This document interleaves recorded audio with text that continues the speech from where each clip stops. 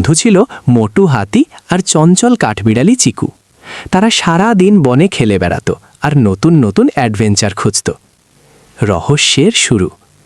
একদিন বনের এক কোণায় তারা এক অদ্ভুত গুহা খুঁজে পেল। গুহাটির মুখ থেকে উজ্জ্বল সোনালি আলো বেরিয়ে আসছিল। বনের বয়স্ক পেঁচা দাদু সবসময় বলতেন, ওই গুহায় যে যাবে সে আর ফিরে আসবে না। কিন্তু টুনি ছিল কৌতূহলী। সে বলল, ভয় পেয়ে লাভ নেই বন্ধু, চলো দেখি ভেতরে কি আছে, হয়তো বনের কোনো উপকারে আসতে পারে। গুহার ভেতরকার চ্যালেঞ্জ। 3 বন্ধু মিলে গুহার ভেতর ঢুকল।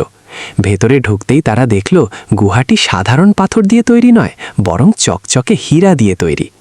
কিছুক্ষণ হাঁটার পর তাদের সামনে 3টি পথ এলো। একটি পথে ছিল শুধু খাবার, একটিতে ছিল সোনার মোহর, আর মাঝখানের পথটি ছিল অন্ধকার।